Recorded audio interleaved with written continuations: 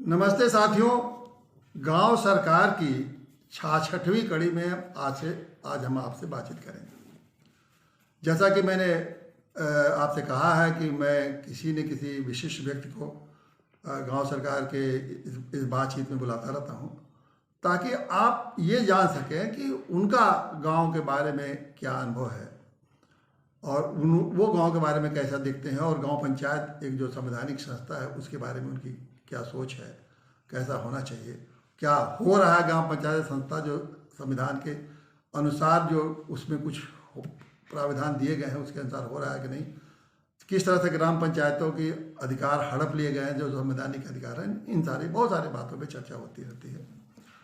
तो आज हमारे बीच में बहुत ही विशिष्ट व्यक्ति के रूप में श्री संदीप पांडे जी हैं। संदीप पांडे जी के बारे में आपको बताऊं कि वैसे तो ये वैज्ञानिक हैं, वैज्ञानिक मतलब इंजीनियर हैं, इंजीनियरिंग किया इन्होंने, फिर BHU से, फिर इन्होंने अमेरिका से PhD भी किया, और इस समय वो IIM में बेंगलोर में और अहमदाबाद में अध्यापन भी करते रहते हैं। और साथ ही साथ ये एक तरह से इनको कहिए कि IT प्रोफेसर के रूप में भी काम करते हैं। लेकिन मुख्य रूप से इनका एक सामाजिक जो चिंतन है वो उसके नाते ये देश विदेश में जाने जाते हैं, बड़ा नाम है इनका। और इसको जो सामाजिक कार्यों के लिए जो एशिया का एक बहुत बड़ा सम्मान है वो मैक्स ऐसे पुरस्कार भी इनको मिल चुका है। तो इस बार एक ऐसे शिक्षक, ऐसे प्रोफेसर, एक ऐसे वैज्ञानिक और एक ऐसे सामाजिक कार्यकर्ता जो कि देश भर में घूमते रहते हैं, देश विदेश में घूमते रहते हैं, उनके साथ हम वार्ता करते हैं। लेकिन ये आप इनकी बातों को से बात जब सुनेंगे तो लगेगा कि दुनिया तो घूमते ही हैं, लेकिन गांव के बारे में इनकी अपने क्या जो सोच है, और सोच ही नहीं है बल्कि गांव की समस्याओं के लिए लगातार संघर्ष भी करते रहते हैं, और वो अपने संघर्षों की कहानी बताएंगे। तो इसकी अब शुरुआत अब पांडे जी से सवाल पूछ के करते हैं। अच्छा पांडे जी, आप ये बताइए कि ये जो पहले हम एक पृष्ठभूमि खाली आपको बताते हैं कि संविधान में जब एक अधिकार 73वें संशोधन से गांव पंचायतों को दे दिया गया है, और वो जो ग्राम पंचायत नाम भले दिया गया है, लेकिन वास्तव में वो भी जैसे केंद्र की सरकार है, राज्य सरकार है, वैसे उनको गांव के सरकार के रूप में काम करने का ही अधिकार है। लेकिन स्थिति ये है कि गांव के सरकार के रूप में क्या, वो एक तरह से आज भी गुलाम सरकार की, उत्तर प्रदेश सरकार की या हर प्रदेश सरकार की गुलाम बन के वो काम करते हैं। गुलाम मैं इसलिए कर रहा हूँ कि जो कुछ निर्देश सरकार के देगी वही वो काम करते हैं, अपने से कुछ नहीं करते हैं। तो उनको एक कहा तो गया था संविधान में कि इंस्टीट्यूशन ऑफ सेल्फ गवर्नमेंट।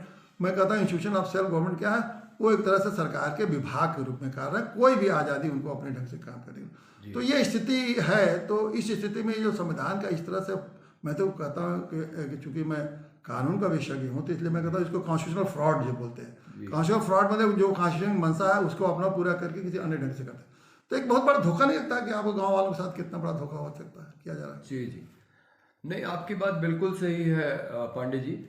और मैं तो इस विषय पे हमारी गांव वालों से बहुत बार बातचीत होती है, तो खास करके जब पंचायत के चुनाव होते हैं और मैं जाता हूं लोगों के बीच में, तो मैं उनसे इसको समझाने के लिए मैं इस तरह से सवाल पूछता हूं। मैं पूछता हूं, बताओ देश के स्तर पे सबसे शक्तिशाली व्यक्ति कौन है जिसके पास कार्यकारी अधिकार है सारे? लोग कहते हैं प्रधानमंत्री। फिर मैं पूछता हूं राज्य के स्तर पे कौन है? मुख्यमंत्री। और फिर जिले के स्तर पे तो सब कहते हैं DM। तो मैंने कहा अब तीनों में अंतर बताओ, PM, CM, DM में। तो उसमें कई लोग जवाब देते हैं कि PM चुना हुआ, CM भी निर्वाचित, लेकिन DM तो अधिकारी है, वो तो नौकरी कर रहा है, और DM के नीचे CDO, SDM, BDO, ये सब शक्तिशाली हैं। तो ये विसंगति है कि अभी हमारे यहाँ अंग्रेजों की व्यवस्था चल रही है और लोकतंत्र की जो कल्पना की गई है खास करके अपने संविधान में, और वो भी 73वें और 74वें संशोधन के बाद, तो अब जो स्थानीय निकाय हैं, जो ग्राम सभाएं हैं या शहर में जो नगर पालिकाएं हैं, उनके जो प्रमुख हैं उनको अधिकार है अपने क्षेत्र के बारे में निर्णय लेने के लिए जो आप 243(6) अनुच्छेद का जिक्र करते हैं, जिसमें कि आर्थिक नियोजन और सामाजिक न्याय के कार्यक्रम खुद गांव स्तर पे तय किए जा सकते हैं, वो अधिकार अभी हमारे देश के अंदर ज़्यादातर राज्यों में, मैं कहूँगा कुछ राज्यों में कुछ सीमित स्तर पे अधिकार हैं, लेकिन उसका मैं उदाहरण दूंगा बाद में।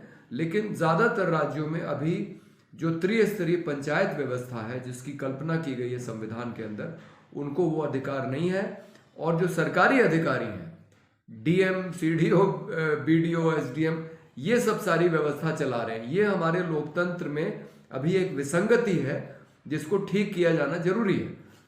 जिस तरह से प्रधानमंत्री और मुख्यमंत्री को अधिकार है अपने अपने कार्य क्षेत्र में वो जो निर्णय लेते हैं, जो उनका भौगोलिक कार्य क्षेत्र है, उसी तरह से जिला पंचायत अध्यक्ष, क्षेत्र पंचायत अध्यक्ष और ग्राम सभा का जो प्रधान है, उसको अपने क्षेत्र में निर्णय लेने का अधिकार उसी तरह से होना चाहिए। और कई बार लोगों को ये लगता है कि ये एक हायरार्की वाली व्यवस्था है, लेकिन इसको कई मुख्यमंत्रियों ने दिखाया है कि ऐसा नहीं है कि मुख्यमंत्री प्रधानमंत्री के नीचे है। जब बिहार में राबड़ी देवी मुख्यमंत्री थी, तो अटल बिहारी वाजपेयी पटना आते थे तो उनको लेने नहीं जाती थी, और वो कहती थी भाई वो भी जनप्रतिनिधि, मैं भी जनप्रतिनिधि, बस उनका चुनाव क्षेत्र थोड़ा बड़ा है। तो इस हिसाब से देखा जाए तो ग्राम प्रधान की भी हैसियत मुख्यमंत्री और प्रधानमंत्री जितनी होनी चाहिए, बस ये है कि उसका चुनाव क्षेत्र और भी छोटा है थोड़ा। मैं सबसे एक इसमें आप ही ने कहा कि ये चुनी हुई बॉडी है, तो हम तो कहते हैं कि चुनी हुई बॉडी क्या, इसको एक तरह से ग्राम पंचायत को एक तरह संवैधानिक दर्जा मिला है ना जी। तो देखिए, जो संवैधानिक दर्जा है प्रधान, और उसके साथ एक बात मैं आपके संज्ञान में लाना चाहूँगा कि डेमोक्रेसी का कितना खूबसूरत स्वरूप आपको गांव में मिलेगा। वो इस तरह मिलेगा कि वहाँ की जो विधानसभा है, वो पूरे गांव के जितने भी लोग वोटर हैं, वो गांव की विधानसभा हो गई। अगर 2000 के गांव के लोग हैं तो 2000 की विधानसभा होगी। जितने 18 साल के ऊपर है सब वोटर हैं, तो गांव की विधानसभा होगी। उसके बाद जितने भी वार्ड हैं, करीब 9 वार्ड कम से कम है, और अधिक से अधिक 15 वार्ड हैं, और एक गांव सभा का पंचायत जो है एक करीब 2000 के कम से कम 2000 पर बनाई जाती है। तो उसमें 9 वार्ड, 11 वार्ड, 13 वार्ड, 15 वार्ड होते हैं। अब हर वार्ड से एक उसका भी जैसे प्रधान का चुनाव होता है, उसी तरह से इन वार्ड के सदस्यों का चुनाव होता है। और यही लोग जो 11 लोग 9 लोग मिलके हैं, तो यही प्रधान और 11 लोग मिलके ग्राम पंचायत बनते हैं। मतलब समझ लीजिए प्रधान और ये लोग मिलके मंत्रिमंडल हो गए। तो एकदम खूबसूरत व्यवस्था है कि ग्राम पंचायत एक तरह से पहला चुना हुआ मंत्रिमंडल। बाकी देखिए, मुख्यमंत्री का भी मंत्रिमंडल चुना हुआ नहीं है। मुख्यमंत्री भले चुन लिया जाए सदस्यों से, लेकिन उनका मंत्रिमंडल नहीं चुना जाता है, वो तो अपने मंत्रिमंडल बनाते हैं। उसी तरह प्रधानमंत्री मंत्रिमंडल अपने जिसको चाहे उसके रखते हैं। लेकिन गांव की सुंदरता है इस डेमोक्रेसी की कि मंत्रिमंडल भी चुना जाता है, ताकि प्रधान जी मनमानी कुछ ना कर सके। तो ये प्रधान पर भी कितना बड़ा नियंत्रण है, गाँव वालों का नियंत्रण, और पूरे गाँव वालों का नियंत्रण है, बिना उनके प्रस्ताव के कोई होना है। अब इतना खूबसूरत डेमोक्रेसी का एक कल्पना संविधान में की गई है, उसको ये फेल करने के लिए जो नेताओं का और अधिकारियों का जो षड्यंत्र है, मैं समझता हूँ उस षड्यंत्र का ये आपको जो इसका दुष्प्रभाव तो आप गांव में जाते हो देखते होंगे। क्या आपको तो बहुत गांव में देखते, कुछ उदाहरण जो आपने अनुभव किया बताइए। जी, देखिए, इसमें जो हमारे जो काम मैं करता हूँ उसके दौरान जो अनुभव हुआ है, पहला उदाहरण तो मैं आपको लूँगा केरल की प्लाचीमाड़ा पंचायत पलक्कड़ जिले में कोका कोला का कारखाना वहाँ चल रहा था। और कोका कोला का कारखाना चलने से क्या हुआ कि जल स्तर नीचे जाने लगा, भूगर्भ जल स्तर। तो गांव वालों ने एक ग्राम सभा की बैठक बुलाई और एक प्रस्ताव पारित कर दिया कि ये कारखाना बंद होना चाहिए। और उसके बाद वहाँ बहुत लंबा धरना चला, जिसका नतीजा ये हुआ कि वो कारखाना बंद हो गया, क्योंकि वहाँ एक तो समस्या ये हुई थी कि जल स्तर नीचे जा रहा था और पानी की गुणवत्ता खराब हो गई, तो लोग बहुत परेशान हुए। तो वहाँ पे फिर कोका कोला कंपनी उच्च न्यायालय में गई और उसने कहा कि हमें जो भी राज्य से अनुमति, जो उनका उद्योग का विभाग है उससे अनुमति वगैरह लेके कारखाना बनाया गया है, तो उच्च न्यायालय ने केरल में ये नहीं कहा कि आप कारखाना चला सकते हैं। उन्होंने पंचायत को निर्देश दिया कि आप इनको 5 लाख लीटर जल हर एक दिन निकालने की अनुमति दे दीजिए ताकि इनका काम चल सके। अब बड़ी मुसीबत आ गई क्योंकि ग्राम पंचायत ने भी सोचा कि अब हम उच्च न्यायालय के निर्णय का कैसे विरोध करें, वो कंटेम्प्ट ऑफ कोर्ट हो जाएगा। तो ग्राम पंचायत ने बड़ी होशियारी से एक बैठक करके उन्होंने 13 शर्तें तय की। उन्होंने कहा कोका कोला कारखाना चला सकती है बशर्ते हमारा जल स्तर नीचे ना हो, जल स्तर नीचे हो तो उसकी भरपाई करें रेन वाटर हार्वेस्टिंग से, और पानी की गुणवत्ता ना खराब हो। अगर गुणवत्ता खराब हो तो हमें पीने का साफ पानी उपलब्ध कराया जाए टैंकरों में। यानी कि 13 शर्तें ऐसी थी कि कोका कोला को अपनी नानी याद आ गई उसको पूरा करने में। तो उसके बाद से समझ लीजिए कि वो कारखाना आज तक खुला ही नहीं। और ठीक उसी तरह का संघर्ष कोका कोला के खिलाफ आंदोलन केरल की प्रेरणा से हम लोगों ने बनारस में मेहंदीगंज गांव में शुरू किया। और वहां पे दो बड़े आंदोलन हुए 2003-2004 में, जिसमें दोनों में मैं जेल गया। लेकिन वहां पे हम लोग नहीं करा पाए इस काम को। और उस समय मुलायम सिंह की सरकार थी, राजस्व मंत्री अंबिका चौधरी थे। बल्कि अंबिका चौधरी के चुनाव क्षेत्र में बलिया में एक कोका कोला ने कारखाना खोला था जो फ्रेंचाइजी था, उसको हम लोगों ने बंद करवा दिया क्योंकि वो ग्राम सभा की भूमि पे कब्जा करके अपना गेट लगाना चाह रहा था। उसके खिलाफ वहां के ग्राम प्रधान ने कार्रवाई की और उसको समझ में आ गया कि ग्राम सभा यहाँ साथ नहीं देगी तो हम चला नहीं पाएंगे, और वो कारखाना बंद हो गया। तो मैंने अंबिका चौधरी जी से कहा कि बनारस में भी आप इस कारखाने को, चूंकि स्थानीय ग्राम सभा जो है वो नहीं चाहती कि ये कारखाना चले और वो प्रस्ताव पारित करने को तैयार है, तो क्या आप केरल की तरह इस कारखाने को बंद करवा सकते हैं? तो उन्होंने मुझसे कहा नहीं, उत्तर प्रदेश में ग्राम पंचायतों को वो अधिकार नहीं है जो केरल में है, और यहाँ पे ये संभव नहीं होगा, यहाँ पे ये निर्णय राज्य सरकार को ही लेना पड़ेगा। इसका मतलब कि जो कल्पना की गई है हमारे संविधान में, साफ साफ लिखा है कि आप अपने आर्थिक नियोजन के कार्यक्रम, आप अपने सामाजिक न्याय के कार्यक्रम आप खुद चला सकते हैं। तो यहाँ पे वो अधिकार पंचायतों को नहीं है, उसको राज्य सरकार ने अपने हाथ में रखा हुआ है। और जो पंचायती राज मैनुअल आपके टेबल पे पड़ा हुआ है, आपने दिखाया, उसमें लिखा हुआ है कि यहाँ की पंचायतें अभी राज्य सरकार के अधीन हैं, जो संविधान की भावना के खिलाफ है। ऐसा होना नहीं चाहिए। अगर ये अधिकार हमारी ग्राम सभाओं को मिल जाए तो वो अपने निर्णय खुद ले सकती हैं। भाई अगर कहीं का जल नीचे जा रहा है, उसकी गुणवत्ता खराब हो रही है, तो ये अधिकार तो वहाँ के स्थानीय लोगों का ही है ना। आप एक बाहरी कंपनी को, वो भी विदेशी कंपनी को, कैसे ये अधिकार दे सकते हैं कि वो आपके भूगर्भ जल को निकाल ले जाए सारा, और वो भी निकाल के बोतल में बंद करके बेचे? आज आप देखें जो पानी की बोतलें बाजार में बिक रही हैं, किनले कोका कोला की बोतल है और एक्यूफिना पेप्सी की बोतल है। इसमें आप रोकेंगे, आप जो भूमि संरक्षण का, जल संरक्षण का, जल संचयन और उसका संरक्षण, जो 29 विभाग गाँव में संविधान के 11वीं अनुसूची में जो 29 विभाग ग्राम पंचायतों को दिए गए हैं, उसमें जल संचयन और भूमि संरक्षण का एक अधिकार मिला हुआ है।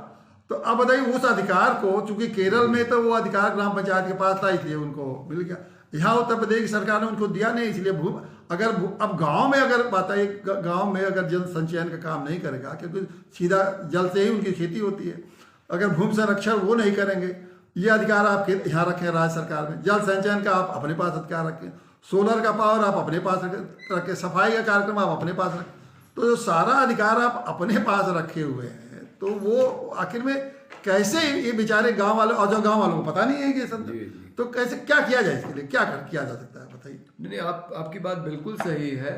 वो जल संरक्षण का अधिकार, बल्कि उसके ऊपर तो एक समिति होती है ग्राम पंचायत में, वो अधिकार उसी का है और उसको मिलना चाहिए। मुझे लगता है इसको लेके आंदोलन करना पड़ेगा, तभी ये अधिकार मिलेगा। अभी एक मुद्दा आया है बाराबंकी में, असेनी ग्राम पंचायत है, वहाँ पे बड़ी रोचक स्थिति पैदा हो गई है। वहाँ एक शराब की दुकान चल रही है और वहाँ पे हमारे एक साथी हैं अमित मौर्य, उन्होंने बहुत अच्छा काम एक तो ये किया कि कोरोना के समय में जो राशन की दुकान का जो मालिक था, कोटेदार जिसको कहते हैं, वो गड़बड़ी कर रहा था, लोगों से ज़्यादा पैसे ले रहा था, उसके खिलाफ शिकायत की गई, वो निलंबित हुआ। और अगला चुनाव होने के पहले हम लोगों ने एसडीएम को जाके एक ज्ञापन दिया कि उत्तर प्रदेश सरकार का एक जियो है कि जहां जिन गांवों में स्वयं सहायता समूह बने हुए हैं उनको प्राथमिकता मिलनी चाहिए राशन की दुकान चलाने के लिए। इस गांव में एक महिलाओं का स्वयं सहायता समूह था, और जब चुनाव हुआ तो विपक्षी सारे भाग गए, क्योंकि स्वयं सहायता समूह ने दावा किया और वो चुनाव जीत गई, और वो उस दुकान की उस गांव की राशन की दुकान चला रही हैं। और मेरी जानकारी में ये शायद अकेली दुकान होगी उत्तर प्रदेश की जहां एकदम ठीक तौल से और एकदम ठीक पैसा जो होता है वो लिया जाता है और उसकी रसीद दी जाती है। पहले लोग ज्यादा पैसा लाते थे क्योंकि उनकी आदत पड़ी हुई थी कि ज्यादा पैसा मांगता था कोटेदार, तो उनके पैसे वापस कराए गए। इसी गांव में ग्राम सभा ने प्रस्ताव पारित कर दिया कि हमारे गांव की शराब की दुकान बंद की जाए। उसमें प्रधान के दस्तखत हैं, जो जिसको सेक्रेटरी कहते हैं, यानी कि जो ग्राम विकास अधिकारी या ग्राम पंचायत अधिकारी, उसके हस्ताक्षर है। और ये प्रस्ताव जिला आबकारी अधिकारी को भेजा गया कि भाई गांव का निर्णय हो गया, अब आप इसको बंद कराइए। तो जिला आबकारी अधिकारी चिट्ठी भेजता है और कहता है कि ये दुकान नियम अनुसार चल रही है, मतलब कि राज्य सरकार के जो नियम है उसके अनुसार से चल रही है। ठीक, अब आप बताइए कि अगर ये देश लोकतंत्र है तो लोगों की इच्छा से चलेगा कि अधिकारियों की इच्छा से चलेगा? भाई अधिकारी तो उत्तर प्रदेश में बड़े शर्म की बात है कि पड़ोस के राज्य ने शराबबंदी की हुई है, बिहार ने, और हमारे ऐसे मुख्यमंत्री हैं, साधु हैं, गेरुआ पहनते हैं, और कोरोना के बाद जब लॉकडाउन खुला तो सबसे पहली चीज उन्होंने ये की कि शराब की दुकानें खोली, क्योंकि उनको शराब से जो है राजस्व मिलता है। तो अधिकारी लोग चाहते हैं पैसा कमाने के चक्कर में कि प्रदेश सरकार को खूब पैसा मिले, वो शराब की दुकानों को बढ़ावा देते हैं। लेकिन ये तो किसी भी गांव की औरत से पूछ लीजिए, शहर की किसी भी गरीब बस्ती की औरत से पूछ लीजिए, वो कहेगी कि शराब की दुकान बंद होनी चाहिए, क्योंकि पति पी के आता है तो घर में पिटाई करता। तो गांव के लोग खिलाफ हैं, लेकिन अधिकारी लोग पक्ष में हैं। ये एक विडंबना है, और अगर सही मायने में लोकतंत्र है तो शराब की दुकान असैनी गांव में बंद होनी चाहिए। इसको लेके हम लोगों ने तय किया है कि बहुत जल्दी असैनी गांव से औरतों का एक समूह निकलेगा और मुख्यमंत्री के घर जाएगा और कहेगा कि हम चाहते हैं कि दुकान बंद हो, आपके अधिकारी भले ही दुकान चलाना चाहते हो, लेकिन ये दुकान बंद होनी चाहिए। अच्छा, आप ये बताइए कि आपके नज़र में बहुत गांव आप तो घूमते रहते हैं, कोई गांव ऐसा है जिसमें आपको लगता है कि गांव इसमें इन अधिकारों का उपयोग कर रहा है? कुछ लगता है आपको क्या क्या अधिकार का उपयोग कर रहे हैं लोग? जी मैंने सुना है, देखा तो नहीं है। एक गांव उत्तर प्रदेश का हाँ, नहीं वो मैं कहने वाला था कि उत्तर प्रदेश में तो नहीं, लेकिन महाराष्ट्र में एक गांव है मेंढा लेखा। वहाँ हमारे एक दोस्त हैं मोहन हीराभाई हीरालाल, सामाजिक कार्यकर्ता है, गांधीवादी, आदिवासी गांव है। उन्होंने ये सारी चीज समझा के, जैसे आप समझा रहे हैं लोगों को, और उस आदिवासी गांव में ऐसी व्यवस्था बनवा दी है कि अब वहां कोई सरकारी अधिकारी प्रवेश नहीं कर सकता। वहां के सारे निर्णय खुली ग्राम सभा की बैठक में होते हैं, और किसी भी ठेकेदार को, क्योंकि वो जंगल का इलाका है, वहां अब बांस काटने की अनुमति नहीं है। गांव वालों ने तय किया है कि एक परिवार एक दिन में एक बांस काटेगा, ताकि जंगल भी साफ ना हो और उनका काम भी चलता रहे। और किसी भी ठेकेदार को, किसी भी सरकारी अधिकारी को, किसी भी बाहरी व्यक्ति को, हम आप भी जाना चाहें वहां, तो पहले हमें वहां अनुमति लेनी पड़ेगी कि क्या हम आ सकते हैं। वहां की मीटिंग में बैठ तो सकते हैं, लेकिन हम उनका निर्णय नहीं ले सकते। तो ये बहुत अच्छी व्यवस्था मेंढा लेखा गांव में, गढ़चिरौली जिला है महाराष्ट्र का, वहां बनाई गई है। और ये देखिए एक मतलब इस तरह से आपकी बात कहने लगा कि उन्होंने जो निर्णय लेते रहे, चार निर्णय का भी अधिकार जो है, उन्होंने एक तरह से निर्णय लेने का अधिकार अपने ले लिया, सुरक्षा का अधिकार एक तरह से ले लिया। तो हमारा ये कहना है कि एक तो देखिए गांव में का अधिकार, गांव अगर सेल्फ गवर्नमेंट आप कहते हैं, इतने प्रकार का अधिकार होना चाहिए। एक कि अपने निर्णय खुद लेने का अधिकार, अपनी जो वित्तीय व्यवस्था, उनको जितना फंड मिल रहा है, और फंड की कमी नहीं है, फंड तो आप फाइनेंस कमीशन दे रहा है हर गांव में। इस समय तो एवरेज 1 करोड़ रुपया आ रहा है एवरेज बता रहा हूँ आपको। तो फंड की कमी नहीं है, लेकिन उस 1 करोड़ को उनको खर्च करने नहीं दे रहा है, कर हम नहीं, हमारे हिसाब से खर्च होता है, आप 1 पैसा नहीं छू सही सकते। बात। मतलब अगर कोई कफन का पैसा भी कोई गरीब मर गया जी। तो गांव वालों के पास पावर नहीं है कि कफन का पैसे के लिए किसी को 2000 रुपया दे दें, ऐसा पावर नहीं। उसके बाद आप एम्प्लॉय आप नहीं है, एक भी कर्मचारी उनके कहने पर नहीं है जिसको कोई निर्देशित दे, जी जी। ये भी गांव में व्यवस्था नहीं है। उसके बाद जो सबसे बड़ा जो हास्यास्पद बात आपको बताएं कि 2000 या 3000 की आपकी गांव की विधानसभा है, विधानसभा ही हुआ ना, जी जी। कहीं भी गांव में ऐसी कोई जगह है जहां 2000-3000 आदमी बैठ सके? कोई व्यवस्था है बताइए? अब खेत में बैठेंगे क्या? अब तो खेत भी नहीं है ना, किसी खेत में बैठे। जी जी। तो लेकिन आप पार्लियामेंट तो बना रहे हैं, नया पार्लियामेंट, इतना बड़ा भव्य पार्लियामेंट बना रहे हैं, भव्य, लेकिन क्या गांव के लिए आप उनके विधानसभा बनाने के लिए कोई मैदान ही तो रख देते, शेड बना देते, उस शेड को बना देते। हो सकता था उस शेड गांव पंचायत के लिए शेड बनाते, तो इसमें चुनाव प्रचार में जरूरत पड़ती तो जो नेता लोग जाके उसी शेड में अपना भाषण भी कर देते, अलग से उन लोगों को दिक्कत नहीं होती। गाँव को वो शेड अपनी पंचायत उसमें आके जिसको कहना हो अपनी व्यवस्था। आज जो इसमें दिक्कत हो रही चुनाव प्रचार में, अगर गांव के लोगों में हर विधानसभा के बैठने के, गांव सभा के बैठने के लिए आप शेड बना देते तो इस समय वो उस पर लग जाता टीवी, और अपनी बात जिस नेता को कहना अपने कमरे से बैठ के अपना प्रचार करता है कि मेरा प्रचार कितना बड़ा साधन हो जाता, एक बहुत बड़ा इलेक्शन में रिफॉर्म हो जाता। तो वो आपने बनाया नहीं। इससे आगे चलिए, कर्मचारियों प्रधान के बैठने के लिए जगह नहीं। जो सचिवालय है, आपने अपने बड़े बड़े सचिवालय लखनऊ, दिल्ली, सब राजधानी में बड़े बड़े सचिवालय, बड़े बड़े भवन बनाए, लेकिन गांव में लोगों को अगर जो मैंने मंत्रिमंडल कहाँ बैठेगा उनका, जो 9 आदमी 11 आदमी, वो भी नहीं बनाया। तो इस 70 साल में इस देश के लोगों ने, मेरा ये कहना है कि इतनी बड़ी व्यवस्था को किसी राजनीतिक पार्टी ने इतनी गहराई और गंभीरता से इसको क्यों नहीं उठाया? हम तो नैतिक पार्टी के हम लोग उठाते रहते हैं, या किसी लोगों को ध्यान नहीं, लेकिन आप देखिए किसी भी पॉलिटिकल पार्टी के, इस समय उत्तर प्रदेश में जो चुनाव हो रहा है या 5 राज्यों में था, या पहले भी जो चुनाव जहाँ जहाँ हुए हैं, किसी भी राजनीतिक पार्टी का गांव सरकार कोई एजेंडा नहीं है, ना बीजेपी की है, ना सपा की है, ना भाजपा की है, और आपका भी एक सोशलिस्ट पार्टी में, तो मतलब आपके अभी आपने इस पर ध्यान नहीं दिया होगा, हम लोगों ने तो अपना एजेंडा बना रहा। तो पॉलिटिकल पार्टी इसको क्यों नहीं एजेंडा बना रही? देखिए, इसमें बात साफ है कि जो बड़ी पार्टियां हैं वो नहीं चाहती, क्योंकि जैसे वो ये नहीं चाहती कि पुलिस स्वतंत्र इकाई बने, उसी तरह से वो ये नहीं चाहती कि ये ग्राम पंचायतें स्वतंत्र हों, क्योंकि जो भी उनके कार्यक्रम है, जो भी उनका एजेंडा है, वो लागू तो करवाना है इन्हीं ग्राम प्रधानों से। तो अब जैसे इस समय हम लोगों ने जो गाय वाला मुद्दा उठाया हुआ है कि खुले पशु घूम घूम के किसानों का खेत खा रहे हैं, किसान परेशान है, किसान ने ब्लेड वाला तार लगाया खेत को बचाने के लिए, तो सरकार ने उसको प्रतिबंधित कर दिया, उस पर जुर्माना लगा दिया। अब जब से हम लोगों ने ये मुद्दा उठाया हुआ है, पिछले लगभग 1 साल से, 25 जनवरी को पहला कार्यक्रम उन्नाव मियाँगंज में लिया गया था, और फिर 26 जनवरी को लाला मुँह मवई हरदोई में, और कल मेरा एक कार्यक्रम मैं आपको बता दूं, 1 जनवरी को ढेहुआ बाजार हरदोई में, जहां से 4-5 गांव के लोग अपने जानवरों को लेके चलेंगे।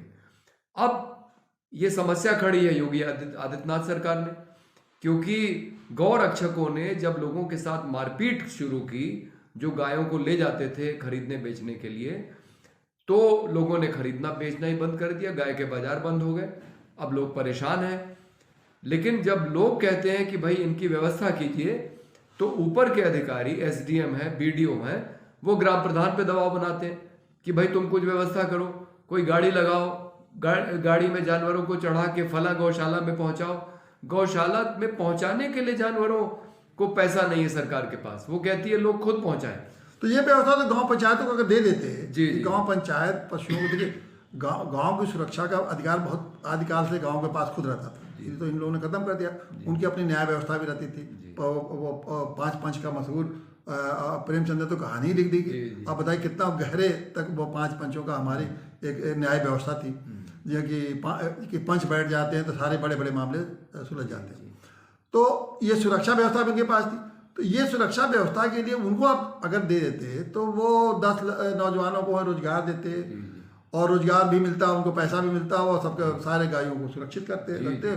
और लेकिन वो अब बताइए गायों की सुरक्षा अब यहाँ से ये पशुपालन विभाग के यहाँ से लखनऊ से बैठ के करेगा। जी। तो ये चल सकता है क्या? तो क्या इनको इतनी बुद्धि नहीं है अधिकारियों की और योगी जी जैसे मुख्यमंत्री की या उनके सलाहकारों की कि ये बात मुझे समझ में आती नहीं हो? जी नहीं, मैं वो जो कह रहा था वो इस बात को यहाँ मैं पहुँचाना चाह रहा था कि इन्होंने सारी व्यवस्था अपने हाथ में इसलिए रखी हुई है कि जब इनकी बड़ी बड़ी सभाएं हों, जैसे अभी आपको याद होगा हफ्ता 10 दिन पहले योगी आदित्यनाथ की एक सभा हुई है रमाबाई अंबेडकर मैदान में, जिसमें सभी ग्राम पंचायतों से प्रधानों को बुलाया गया था, प्रधानों को, सेक्रेटरी को और जो भी इनकी पंचायती राज व्यवस्था के अधिकारी हैं।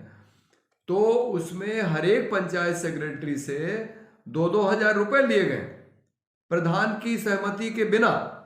हमारा जो प्रधान है लाला मोह मवई का राम प्रकाश, उसने बताया कि हमसे पूछा भी नहीं जा रहा है। अरे भाई, वो निर्वाचित प्रमुख है गांव का, उससे बिना पूछे सेक्रेटरी से कहा जा रहा है कि 2,000 रुपए दो ताकि बस किराए पे की जाए और सबको भर के लाया जाए ब्लॉक से। तो ये व्यवस्था इस तरह से इन्होंने बनाई हुई है पैसा खर्च करने की कि बिना पंचायत सेक्रेटरी की अनुमति के, बिना बीडीओ के, बिना डीपीआरओ की अनुमति के ग्राम प्रधान पैसा खर्च ही नहीं कर सकता। अब ये जो लाला मोह मवई की बात मैं कर रहा हूँ, हमारा जो साथी है उसने पंचायत भवन एक अधूरा पड़ा हुआ था उसको पूरा कराया, और जब हिसाब किताब उसका निकला तो पता लगा कि पहले वाले प्रधान ने पूरा पैसा पहले ही निकाल लिया। तो अब वो अपना पैसा मांग रहा है, उसको अधिकारी पैसा दे नहीं रहे। तो उसने एक दिन ब्लॉक में चंदे का डब्बा लेके वो पहुंच गया, बोला कि अगर आप नहीं देंगे तो अब हम चंदा इकट्ठा करके पैसा जो है उसका भुगतान करेंगे। तो आप बताइए कि जो निर्वाचित प्रतिनिधि है उसको कोई अधिकार नहीं है, वो बेचारा बीडीओ के सामने, पंचायत सेक्रेटरी के सामने, डीपीआरओ के सामने वो गिड़गिड़ाता है। उसको एक दिन डीपीआरओ को ये कहना पड़ा कि भाई आप अपने कर्मचारियों को हिदायत दे दीजिए कि हमारा गांव छोड़ दें, हमसे कोई पैसा नहीं मिलने वाला है, क्योंकि उसने कहा मुझे मालूम है कि मेरा भुगतान क्यों नहीं हो रहा है, क्योंकि मैं कमीशन देने को तैयार नहीं हूं। तो ये पूरी व्यवस्था हमारी जो सरकार की है, ये राजनीतिक दलों ने ऐसा एक शिकंजा कसा हुआ है कि ये अपना पूरा चुनाव लड़ने का जो खर्च है, ये विभिन्न योजनाओं से ये पैसा निकालते हैं, चोरी करते हैं।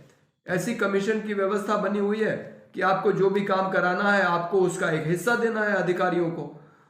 तो ये जो व्यवस्था बनी हुई है जिसमें कि अधिकारियों के माध्यम से पैसा राजनीतिक दलों तक पहुंचता है और फिर राजनीतिक दल उसी से अपना चुनाव लड़ते हैं, ये चूंकि ये व्यवस्था को चलाए रहना चाहते हैं। अभी देखिए किसानों का कितना बड़ा आंदोलन हुआ न्यूनतम समर्थन मूल्य को लेकर। न्यूनतम समर्थन मूल्य क्यों नहीं मिलता है उत्तर प्रदेश में?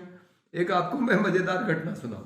हमारे सोशलिस्ट किसान सभा के अध्यक्ष हैं अनिल मिश्रा जी, उन्नाव में अखिलेश यादव की सरकार थी। तो उन्होंने एक दिन कहा कि मेरा धान नहीं खरीदा जा रहा है सरकारी केंद्र पे, वो बंद है जो खरीद केंद्र है। तो हम लोग यहाँ अनशन पे बैठे विधानसभा के सामने, तब धरना स्थल विधानसभा के सामने हुआ करता था, अब तो इको गार्डन जाना पड़ता है। तो चौथे दिन मैंने अपने मित्र से जो मुख्यमंत्री कार्यालय में थे, मैंने उनसे कहा कि भाई मुख्यमंत्री का समय दिलाइए ताकि हम लोग ये समस्या किसानों की उनके सामने रख सकें। तो मुझे बड़ा आश्चर्य हुआ कि हमारे मित्र बोले कि भाई समय तो मिलना मुश्किल है। तो मैंने कहा कि भाई समय मिलना मुश्किल है तो आप ही कुछ कीजिए, आप इतने बड़े अधिकारी हैं, इतने ऊंचे पद पे बैठे हुए हैं, कृषि विभाग को निर्देश दीजिए कि खरीद केंद्र खोले जाए और किसान का धान खरीदा जाए न्यूनतम समर्थन मूल्य पे। तो उन्होंने कहा कि ये बताइए किसानों को न्यूनतम समर्थन मूल्य मिलने लगेगा तो उन्होंने ये नहीं कहा कि सरकार कैसे चलेगी, उन्होंने कहा फिर पार्टी कैसे चलेगी। हाँ, तो जो भी पार्टी सत्ता में है वो किसानों को, पंजाब हरियाणा में इतना बड़ा मुद्दा बना कि वो सारा किसान जाके दिल्ली की सीमा पे बैठा था। उत्तर प्रदेश से किसान क्यों नहीं गया? क्योंकि यहाँ किसी को मिलता ही नहीं है न्यूनतम समर्थन मूल्य। और पंजाब की हमारी जो पार्टी के अध्यक्ष हैं हरिंदर सिंह मनसाइया, उनका कहना था कि हम ये लड़ाई इसलिए लड़ रहे हैं ताकि हमारी स्थिति उत्तर प्रदेश और बिहार के किसानों जैसी ना हो जाए कि हमको न्यूनतम समर्थन मूल्य मिलना बंद हो जाए। तो ये जो पूरी व्यवस्था है इसकी वजह से हमारी सरकारें, हमारे जो नेता हैं राज्य स्तर के, केंद्र स्तर के, वो नहीं चाहते कि पंचायतों को अधिकार मिले। और इसीलिए हमारा जो प्रधान है वो अभी पूरी सरकारी व्यवस्था में उनका एक कर्मचारी बन के रह गया है, जिसकी हैसियत सबसे कम है। जैसे आपने चर्चा की ना ये किसान को समर्थन मूल्य का, देखिए कितना आसान है। मैं आपको बताऊँ, अगर गांव सरकार को आप ये अधिकार दे दें तो अब देखिए गांव से ही तो खरीद के जाता है सारा सामान जी। हाँ, अन्न जो है आप ये जो जितना पीडीएफ ये सिस्टम है ये उसमें सार्वजनिक वितरण प्रणाली में तो गांव से ही तो खरीद जाता है ना। जी जी। अब आप इस सार्वजनिक आप चाय भी लेते रहे, हम लोग लंबी वार्ता हो गई हम लोग की, तो अगर इसमें अगर हम उसमें गांव में मान लीजिए गांव पंचायत को अधिकार दे दीजिए कि आप खरीद के एकदम सही करें, एकदम तो हम उदाहरण दे रहे हैं। मान लीजिए जितने आप अभी जो सरकार खरीद रही है 1800 रुपये में मान लीजिए धान खरीद रही है, जो भी रेट है इसमें का 1940 रेट है धान का, 1900 तो मान लीजिए धान कह दीजिए 1940 पर आपने खरीदा, फिर वहां से उठ के वो जाएगी ट्रक से गोदाम से पीसीएफ गोदाम जाएगी, वहां से फिर जब डिस्ट्रीब्यूशन वापस आएगी तो जो 1900 का रुपया मुझे लोग कोई बता रहा था कि वो 1900 का जो होता है वो गांव में दोबारा जब पहुंचता है तो वो 3300 या 3200 हो सकता है, हम गलत भी हो सकते हैं, लेकिन नाले 19 का 1900 में नहीं आता। और उसको गांव में जब सरकार देती है तो 2.5 रुपये में या 3 रुपये में दे रही है, इतना हाई सब्सिडी। तो गांव में अगर आप इसको व्यवस्था देते कि भाई गांव के लोग आप पंचायत आप खरीद लीजिए, तो गांव वाले को आप जो 1900 रुपया देते तो गांव वाले अपना एक छोटा सा वहाँ गोदाम बना लेते। गांव पंचायत का पैसे कमी तो है नहीं, एक गोदाम बन जाता, उनको जितना अलॉट करते और आप वहीं खरीद लेते, वहीं वो रखते। जब उनको फिर देने का होता तो पैकिंग कर करके गांव के लोग उस पैक करके जिसके घर में देना हो दे जाते और 5 लोगों को एम्प्लॉयमेंट भी मिल जाता। तो और इनका जो 3300 रुपया जा रहा है वो शायद 19 के साथ 100-200 रुपये एक्स्ट्रा पर 2200 रुपया या 2300 रुपया उनको देते तो कुछ शायद 100 रुपया गाँव वालों को भी एक क्विंटल फायदा हो जाता। कोई क्यास नहीं, अच्छा गाँव वाले देख लेते कि कोई मिलावट तो नहीं है, सारा का सारा बिक जाता। तो ये इतनी अच्छी अच्छी व्यवस्थाएं हैं, लेकिन इस पूरे सिस्टम को किस तरह से लोगों ने हड़प लिया है। तो मैं सोचता हूँ कि आखिर में आंदोलन भी किया जाए तो किस तरह के आंदोलन से ये लोग समझेंगे कि ये चीज़ों को बदला जाए, गांव सरकार को पूरा का पूरा अधिकार दे दिया, किस तरह का आंदोलन। आप तो बहुत ही आंदोलन, इतने देश भर में आंदोलन के आप सिरमौर हैं नहीं तो कैसे किस तरह का आंदोलन हो। इन चीज़ों पर, बेसिक चीज़ों पर ये जो किसानों का भी नजर नहीं आता, किसानों को भी अपना हक लेने में ज़्यादा रुचि रहती है, लेकिन संस्थागत व्यवस्था को बदलाव में कोई इंटरेस्ट लेता नहीं जाता। जी नहीं, इसमें हमको लगता है कि जिस तरह से मेंढा लेखा ने करके दिखाया है, किसी ग्राम पंचायत को, किसी ग्राम सभा को ये अधिकारों को अपने हाथ में लेना पड़ेगा। हमें लगता है कि अगर आपकी बात बिल्कुल सही है, ये मैं भी ये मानता हूँ कि गांव का अनाज गांव में ही रहना चाहिए, वहीं पे एक गोदाम होना चाहिए और वहीं से फिर मिलना चाहिए। कितना खर्च सरकार का बच जाएगा, बड़े बड़े गोदाम बनाने की जरूरत नहीं पड़ेगी, वहां तो चूहे भी खा जाते हैं, यहाँ तो सब बचा रहेगा। तो यहाँ सब गांव वाले सुरक्षित रखेंगे। और इसमें यह भी नहीं होगा कि ट्रक चला एफसीआई के गोदाम से गांव की तरफ और रास्ते में कहीं और मुड़ गया और घटिया अनाज वाला ट्रक जो है, इतना बड़ा घोटाला हुआ उत्तर प्रदेश में, तो बहुत बड़ा घोटाला है, कई हजार करोड़ का घोटाला। यहाँ से पूरा अनाज बांग्लादेश जा रहा था, वहां से दूसरी बोरियों में आ रहा था बिकने के लिए। ये तो बहुत बड़ा घोटाला है। तो ये अगर व्यवस्था विकेंद्रित हो जाए तो बहुत अच्छे से चलाई जा सकती है, और जो भी सब्सिडी वगैरह आपको देनी है वो आप पंचायत के खाते में दे दीजिए, अकाउंट में दे। बिल्कुल। एक बात और इस पर करेंगे कि देखिए, अगर आप 29 विभाग है और अगर सारी गतिविधियां गांव वालों को दें, तो मैं गांव में देखिए नौकरी की हम बात नहीं करते हैं, गांव में नौकरी का आपको धारणा होना भी नहीं चाहिए, क्योंकि आप 30,000 40,000 की नौकरी गाँव में क्यों देंगे। और ये गलत भी है, गाँव में कोई नौकर नहीं होना चाहिए। गांव में लोगों से काम कराना चाहिए और काम कराने के एवज में उनको कुछ न कुछ पैसा देना। तो जैसे आपके 29 विभाग है, एक विभाग में 5-5 आदमी भी अगर लग जाएं, काम करें और उनको आप 5,000 4,000 का एक तरह से महीने देने लगे और खेती भी अपना करने लगे, इस तरह से एक गांव में कम से कम 200-250 लोगों तो रोजगार आप वहीं 5,000 रुपये 4,000 रुपये। और अगर किसी गाँव में मान लीजिए बहुत ज़्यादा इनकम हो पंचायत की, जहाँ से बालू निकल रहा हो, खनिज निकल रहा हो, तो उस गाँव की तो करोड़ों में उसकी आय हो जाएगी। बिल्कुल। तो उससे वो तो अपने आदमियों को 10,000 दे सकता है। और तो ये सब काम अगर गांव में बड़ा रोजगार की जो पलायन की जो समस्या आ रही है, अब 10,000 के लिए जाके दिल्ली बम्बई में कितना जी मिलेगा जी इस बार जी जी वो जब गांव को 5,000 रुपया मेरा अपने घर परिवार में उसको मिलेगा। अब वो जब लड़के चले जा रहे हैं तो अपने परिवार की न सुरक्षा कर पा रहे हैं, परिवार माँ बाप बूढ़े यहाँ हैं, बच्चे यहाँ हैं, पढ़ नहीं पा रहे हैं, 10,000 किसी तरह से वहाँ रखा हुआ है। तो इससे एक बड़े भारी रोजगार की जो समस्या आ जाएगी। दूसरी बात ये मैं कहता हूँ जब गांव में लोग नए नए ढंग के हर तरह के काम करने लगेंगे और मान लीजिए उनकी किसी बार ट्रेनिंग नहीं है तो गांव पंचायत भेज के उनको ट्रेनिंग करा देगी।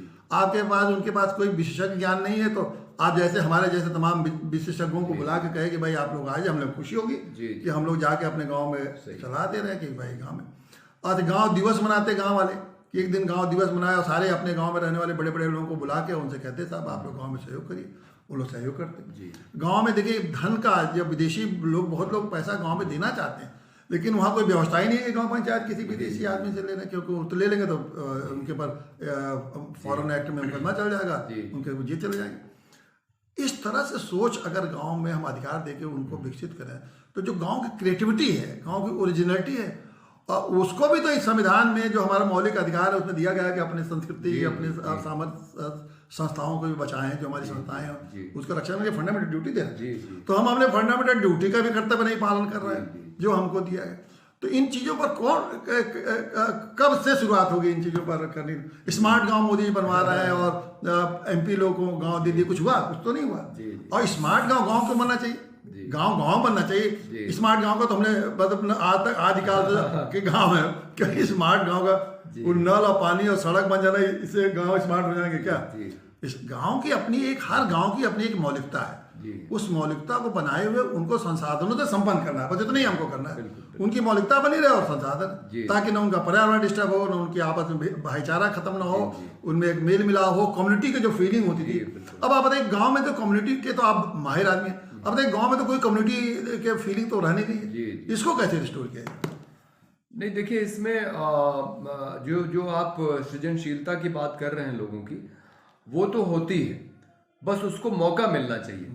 तो अभी मैं हाल में गया था आजमगढ़, हमारे एक साथी वहाँ से विधानसभा चुनाव लड़ रहे हैं, राजीव यादव जी।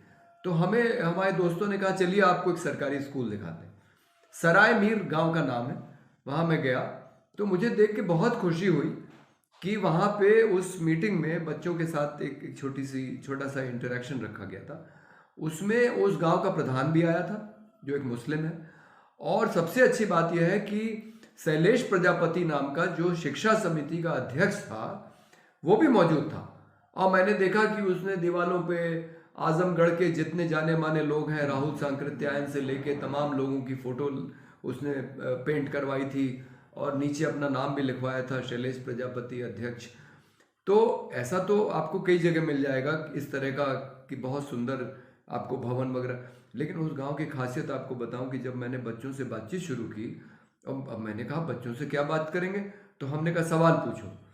तो मुझे ये बड़ा सुखद आश्चर्य हुआ कि वहाँ के बच्चों को प्राथमिक स्कूल के ये तक मालूम था कि दिन और रात कैसे होता है, कि सूरज के चारों ओर पृथ्वी कैसे घूमती है, पृथ्वी के चारों ओर चंद्रमा कैसे घूमता है, और सवालों के जवाब बच्चे दे रहे थे। ये पहला प्राइमरी स्कूल मैंने देखा जहाँ शिक्षा का स्तर इतना अच्छा था। और ये मुझे समझ में आया वो इसलिए है क्योंकि वहाँ का ग्राम प्रधान और वहाँ की शिक्षा समिति का अध्यक्ष जो है उसमें रुचि लेता है। यही मैं कह रहा हूँ। मैंने ये बात जब यहाँ शिक्षा निदेशालय में जो निदेशक है सर्वेंद्र विक्रम सिंह जी उनको बताई तो उनको खुद नहीं मालूम था, बोले बताइए कौन सा गांव है, वो नोट करने लगे।